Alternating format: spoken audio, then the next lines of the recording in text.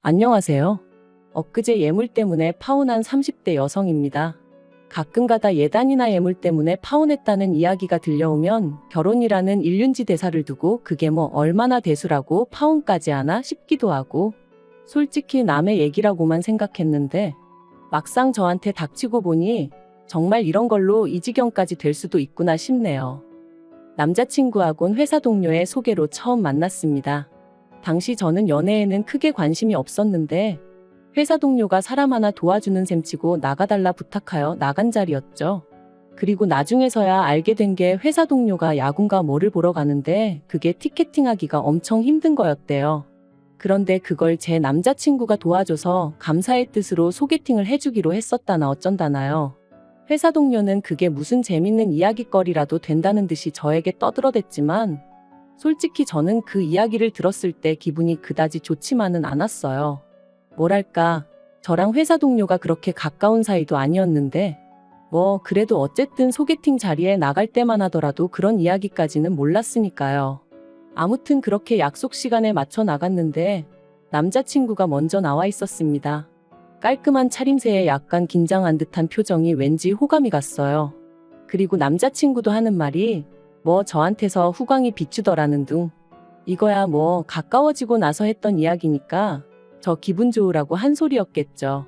어쨌든 확실한 건 저도 남자친구도 서로에게 좋은 첫인상을 받았고, 그래서 이후로도 누가 먼저랄 것 없이 가벼운 안부를 주고받으며 조금씩 가까워졌어요. 2달 뒤에는 남자친구의 고백으로 정식으로 사귀는 사이가 되었고요. 사귀는 동안 남자친구와는 크게 싸우고 그런 것도 없었어요. 물론 서로 다른 두 사람이 만나 맞춰가는 과정이었다 보니 어쩔 수 없이 부딪히는 일이 생기기도 했지만 그게 그렇게 큰 싸움으로 번지는 법이 없었죠. 특히나 저는 매사가 좋은 게 좋은 거라는 생각에 정말 제가 고집하는 한 가지가 아니라면 대부분의 것들은 상대 의견에 따라주는 편이었거든요. 그러니 다툴래야 다툴 이유가 없었달까요? 그러다 저희가 사귄 지 2년째 되던 해 남자친구 부모님이 먼저 결혼은 언제 할 거냐며 남자친구를 통해 제 생각을 궁금해 하셨습니다. 남자친구 나이가 36이 되었으니 그런 질문을 하시는 게 이상한 일은 결코 아니었죠. 하지만 저는 남자친구보다 4살이나 어렸고, 특히나 요새는 여자들도 다들 경력 단절을 이유로 결혼을 좀 늦게 하는 추세잖아요. 당장 제 친구들도 대부분이 미혼이었고요. 그래서 저는 결혼이 급하지 않았는데, 하지만 무조건 남자친구한테 기다리라고 할 수도 없는 노릇이었기에 조만간 해야죠 하고 적당히 넘어가려고 했어요. 그런데 남자친구 말이 어머님께서 만약에 결혼 생각이 없는 거면 차라리 헤어지라고 하셨다는 거예요. 그래서 자의반타의반으로 결혼을 좀 서두르게 되었습니다. 그렇게 본격적으로 결혼 이야기가 오가면서 피하고 싶지만 피할 수 없는 주제들로도 남자친구와 대화를 나누게 되었는데 그중 하나가 바로 경제적인 부분이었어요. 막연히 남자친구나 저나 별반 차이가 없을 거라 생각은 하고 있었지만 그래도 서로 모아둔 돈은 얼마나 되는지, 양쪽 부모님께서 어느 정도 도움을 주실 수 있는지, 혹은 도움을 드려야 하는 상황은 아닌지 대략적으로라도 이거저거 파악을 해두는 게 좋겠더라고요. 그리고 다행스럽게도 제 예상대로 아주 딱 들어맞는 것은 아니었지만 남편이나 저나 모아둔 돈도 비슷했고 양가의 재산 규모도 비슷한 수준이었습니다. 그래서 신혼집과 결혼에 수반되는 비용도 반반 부담하기로 이야기가 되었어요. 솔직히 요즘 시대에 남자 혼자 집을 해오는 일이 흔한 일이 아니라는 건 저나 저희 부모님도 잘 알고 있었으니까 반반 결혼을 한다는 게 그렇게 이상하단 생각도 아니었고요.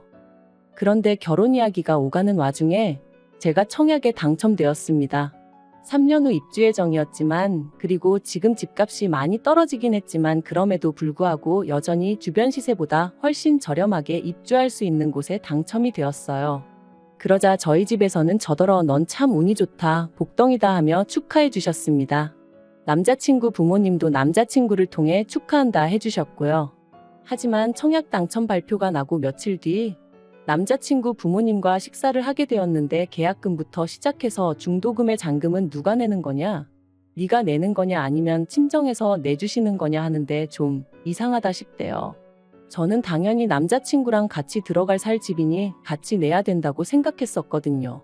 그래서 제 생각을 그대로 말씀드렸더니 남자친구 부모님께선 그건 경우가 아니랍니다.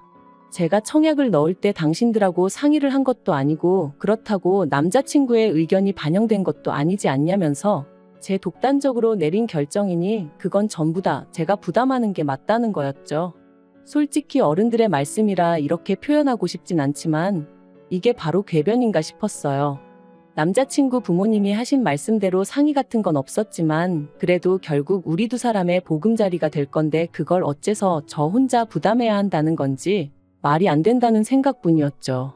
그래도 이때는 아직 입주까지는 최소 3년이나 남아있는데 벌써부터 남자친구 부모님과 이걸 주제로 왈가왈부해야 하나 싶더라고요. 그래서 그냥 그런가요? 하고 적당히 웃어넘겼습니다. 한편 남자친구와 저는 청약 당첨된 아파트에 들어가기 전까지 어디에서 지낼 것인가를 두고도 계속해서 대화를 주고받았는데 저는 솔직히 남자친구가 살고 있던 오피스텔이던 제가 살던 오피스텔이던 어쨌든 오피스텔에서 지내다 이사하는 게 좋겠다 싶었어요. 가정가구도 대충 쓰던 거 좀 더 쓰다가 새 집으로 이사 들어갈 때 싹 바꾸면 좋겠다 싶었고요. 그리고 그렇게 대충 계획을 세우고 나니까 생각보다 저희 결혼에 돈이 많이 들 것 같지는 않았죠. 그런데 이렇게 결혼식을 준비하기 시작하고 얼마 지나지 않아 어머님께서 생각지도 못한 이야기를 꺼내셨습니다. 예단이니 혼수니 그런 건 여자가 해와야 하는 거 아니냐며 어떻게 할 거냐고 물으셨거든요. 좀 당황스럽기도 하고 참고로 남자친구랑은 이미 불필요한 허례허식은 전부 다 생략하자고 말이 되어 있기도 했고 양가에도 충분히 알렸었어요. 아무튼 그러면 예물부터 시작해서 전부 다 하고 싶으신 거냐고 여쭤봤습니다. 그랬더니 그런 건 생략하고 예단하고 혼수만 하면 되지 않냐고 하시길래 제가 웃으면서 혼수는 집을 해오는 사람이 없으니 반반하기로 했었고 그러면 예물도 해주셔야 하는 거 아니냐니까. 저더러 너 그걸 꼭 받아야겠니? 하시는 거예요. 이때는 진짜 당황스러운 수준을 넘어서 지금 무슨 말씀을 하시는 건가 싶었는데 사실 그전까지는 좋은 게 좋은 거다 생각해서 어머님 말씀 중 납득이 안 되는 부분이 있어도 설령 나중에 안 할지라도 일단은 네 하고 대답이라도 잘 해드렸거든요.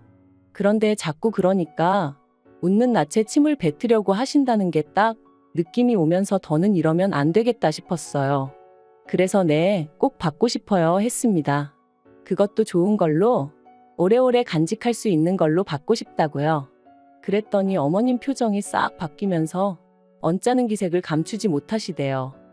하지만 제가 결정적으로 남자친구와 파혼을 결정하게 된 건 단지 어머님이 이런 모습을 보이셔서만은 아니었습니다. 사실 어머님이 아무리 이상한 분일지라도 제 남자친구가 앞으로 평생 제 편이 되어줄 거라는 어떤 믿음이라던가 확신을 주었다면 제가 파혼이란 카드까지 꺼내들진 않았을 거예요. 맞아요. 문제는 제 남자친구였습니다. 지금도 왜 사귈 때는 그런 사람이란 걸 알아차리지 못했을까 싶다가도 사실은 알면서도 좋아하니까. 이것만 빼면 괜찮은 사람이니까 뭐 그런 식으로 제 나름대로 합리화를 시켰던 건 아닐까 싶기도 하고. 예단이니 뭐니 결국 어머님께선 저희 뜻대로 하라고 한 발 물러나셨어요. 하지만 이미 저희 부모님도 상황을 어느 정도 아시게 되면서 특히나 이번엔 저희 어머니가 영 찜찜해 하셨습니다. 저희들이 좋다고 하여 생략하라 하긴 하셨지만 한편으론 그로 인해 두고두고 제가 시댁에서 얘기거리가 되는 건 아닐지 그게 걱정이 되시는 눈치셨죠. 까놓고 말해서 집에 아예 돈이 없는 것도 아닌데 괜히 아무것도 안 해보냈다가 제가 미움이라도 사면 어쩌냐면서요. 그리고는 며칠 뒤 부모님이 고민해 보셨는데 그러면 다른 건 그렇다 치고 차를 한 대 사주고 싶다 하셨습니다. 저는 이미 잘 끌고 다니는 차가 있는데 무슨 차냐고 필요 없다 했지만 그거라도 해줘야 마음이 편할 것 같다 하시면서 제 남자친구는 차가 없으니 둘이서 한 대씩 탄다고 생각하면 어떻겠냐 하시더라고요. 그리고 저는 그동안 차가 없어 불편하다, 자존심 상한다며 속상해하던 남자친구의 모습이 떠올랐고 그래서 결국은 받겠다 했어요. 차가 한 대 더 생기면 남자친구가 얼마나 좋아할지 상상하니까 제 기분까지 좋아졌었거든요. 바로 다음날 남자친구에게 소식을 전하니 아니나 다를까 좋아서 어쩔 줄 모르더라고요. 사실 꼭 그런 것은 아니었는데 남자친구는 거의 저희 부모님이 사주시는 차가 자기한테 주는 선물 정도로 생각하는 것 같았어요. 그리고 저는 잠깐 갈등하다가 그냥 그렇게 생각하게 내버려 두기로 했죠. 어차피 결혼하고 나면 이거 내 거가 뭐 그리 중요한가 싶었으니까 그걸 굳이 이름표 붙여놓듯 할 필요는 없을 거다 싶었거든요. 아무튼 그래서 바로 딜러샵 여기저기 가보고 예산이 5천만 원 안팎이었기에 그 선에서 남자친구 의견을 거의 100% 반영하여 차를 골랐습니다. 정말 제 취향이라곤 쥐꼬리만큼도 반영되지 않았지만 그래도 남자친구 입이 귀에 걸린 걸 보니 그래, 좋은 게 좋은 거지 하게 되더라고요. 그런데 어떻게 보일지 모르겠지만 누군가는 제가 이상한 거라고 할 수도 있을 테지만 차 가게화까지 하고 온 날 문득 그래도 저희 부모님은 이렇게까지 신경을 써주시는데 남자친구도 그렇고 남자친구 부모님도 그렇고 어쩜 이리 조용하지 싶은 거예요. 솔직히 뭐 양복 한 벌 해주고 이러는 수준이 아닌데 이 이야기가 남자친구 부모님 귀에 안 들어갔을 리가 없는데 싶은 게, 그래도 처음엔 서운한 마음을 감추고 무슨 이야기가 나오겠거니 하고 기다렸어요. 그런데 하루하루 시간이 가고 어느덧 청첩장까지 나왔는데도 정말 저 뭐 필요한 거 없냐고 묻는 사람은 저희 부모님하고 제 친구들밖에 없었습니다. 그러니까 하루는 갑자기 너무 서럽기도 하고 속도 상하고, 그래서 자존심을 내려놓고 남자친구에게 나도 뭐 하나 받고 싶다고 했어요. 그랬더니 남자친구가 뭐가 필요하냐면서 화장품? 이러고 묻는데 짜증이 확 나는 거예요. 남자친구 입장에선 어쨌든 저희 부모님이 차를 해줬다고 생각하고 있었으면서 저한텐 기껏 물어보는 게 화장품이냐니. 그래서 아니, 나도 결혼 선물 받고 싶다고 그랬습니다. 당신은 우리 부모님한테 차를 받았으니까 나도 그 정도까지 비싼 건 아니어도 좋은 선물 하나 받고 싶다고요. 그랬더니 남자친구가 잠깐 생각에 잠긴 표정을 하더니 뭐가 필요한데? 하고 물어보대요. 그래서 나는 주얼리 한 세트를 받고 싶다고 했어요. 꼭 다이아가 아니어도 되지만 좋은 브랜드로 평소에 회사고 어디고 자주 하고 다닐 수 있는 걸로 말이죠. 그랬더니 그런 건 얼마나 해? 한 100만 원 하나? 하면서 종로 가서 사면 되냐는데 슬슬 속에서 왜인지 짜증이 올라오는 걸 꾹 눌러 참으며 종로는 브랜드는 아니라고, 나는 누가 들어도 알만한 브랜드에서 사고 싶다고 했어요. 그랬더니 남자친구도 좀 짜증난다는 표정으로 그런 건 나중에 되팔 때 브랜드 값은 하나도 못 받아 그러는 거예요. 어이가 없어서 아니 결혼 선물로 받는다는데 왜 되판다는 이야기가 나오냐고 따졌습니다. 그러자 남자친구가 예를 들면 그렇다는 거라면서 그만큼 브랜드는 그냥 이름표일 뿐이라고 중요한 건 퀄리티를 따져야 하네 어쩌네. 솔직히 이미 그때 마음이 정말 많이 상했어요. 자기 차 사러 갈 때는 예산 초과라고 해도 괜히 외제차까지 보러 다니면서 거들먹거리던 인간이 정작 제가 브랜드 주얼리를 받고 싶다니까 거품이 어떻고 허영이 어떻고 해 되는 게 어이가 없었죠. 게다가 처음 들어간 매장에서 제가 한 세트를 골랐는데 그게 300만 원이 좀 넘었어요. 그리고 참고로 제 한 달 월급이 400 이상이니 저는 그게 저한테 과분하다고는 생각하지 않았습니다. 막말로 제 돈으로 산다고 못 살 것도 아니었다는 얘기예요. 하지만 기왕이면 남자친구나 남자친구 부모님한테 받고 싶었어요. 결혼 선물이란 의미로요. 그런데 남자친구가 직원들도 다 보는 앞에서 입을 떡 벌리고는 이 조그만한 게 귀걸이는 하고 나면 머리카락에 가려져서 잘 보이지도 않는데 이렇게 비싸냐면서 저한테 진짜 갖고 싶은 거야? 그냥 주변 여자들이 하니까 사고 싶은 건 아니고? 잘 생각해봐 막 그러는 거예요. 그러니 제가 얼마나 창피했겠어요. 진짜 쥐구멍이라도 있으면 숨고 싶다는 게 이런 거구나 싶었죠. 결국 도망치듯 매장을 빠져나왔는데 눈물이 펑펑 나더라니까요. 저희는 그 길로 카페에 들어갔고 대화를 나누기 시작했습니다. 남자친구는 저더러 잘 생각해보라면서 300만 원이 결코 적은 돈이 아니라며 저더러 너는 예뻐서 1,000원짜리를 해도 1,000만 원짜리로 보인다는 개소리를 하더라고요. 그래서 제가 그래 300만 원은 결코 적은 돈이 아니지 하며 안 받겠다 했습니다. 그리고는 대신 차도 계약 취소하고 없던 일로 해야겠다고 했어요. 그랬더니 남자친구 눈이 정말 휘둥그레지면서 그게 무슨 소리냐 언성을 높이더라고요. 지금 그거 주얼리 안 사준다고 치사하게 이러는 거냐면서 이럴 거면 가서 사 이러는데 막말로 기분 다 잡쳤는데 제가 무슨 어린애도 아니고 사탕 하나 물려주면 가만히 있고 그런 게 아니잖아요.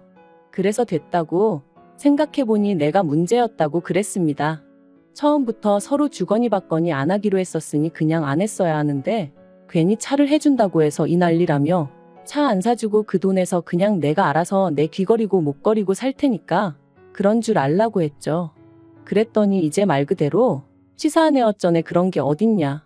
차랑 귀걸이랑 같냐. 막 그러더니 급기야는 차는 자기가 저한테 빌려줄 수도 있지만 이 말도 너무 웃겼어요. 우리 부모님이 사주는데 지가 왜 나한테 빌려줄 수도 있다고 그러는 건지.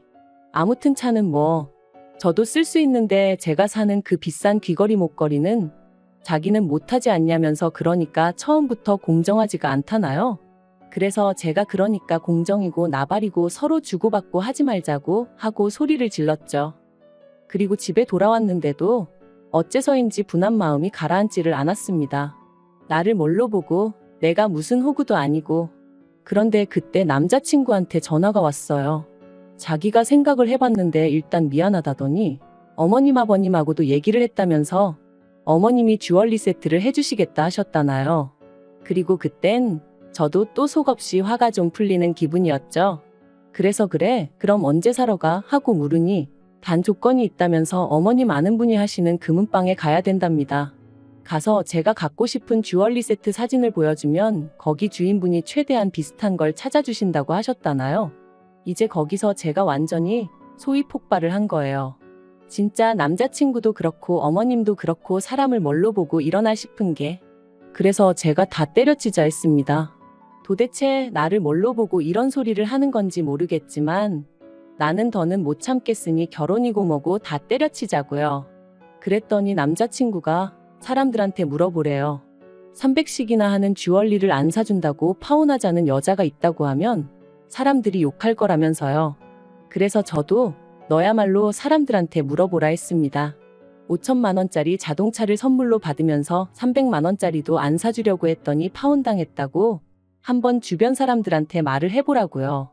그랬더니 남자친구가 씩씩거리기만 하고 더는 아무 말도 못하대요. 그래서 남자친구한테 그렇게 파혼 통보하고 차단해버렸습니다. 그랬더니 남자친구 어머님한테서 연락이 왔어요. 하신다는 말씀이 그러지 말고 대화로 잘 풀어야지. 당신이 살아보니까 그까짓 거 귀걸이 목걸이 그런 거 안 해도 아무 불편한 거 없다면서. 아직 제가 어려서 그렇지 나중에는 그 돈 아끼기를 잘했다 하는 때가 올 거라나요? 그래서 어머님한테 이런 전화 하지 마시라 불편하다 그랬네요. 사실 더 심한 말도 퍼붓고 싶었지만 그래도 어른이시고 괜히 제가 한마디 잘못하면 저희 부모님이 가정교육을 어떻게 시킨 거냐 어쩌냐 운운하실 게 뻔해서 말을 아꼈어요. 그리고 지금도 그때를 생각하면 그래서 분하기도 하지만 동시에 잘했다 참는 자가 이기는 거다 싶기도 해요. 정말이지 이런 식으로 파혼하게 될 줄은 몰랐기에 쪽팔리고 남사스럽지만 그래도 이혼보단 파혼이 낫다 하니 그걸 위로 삼으렵니다.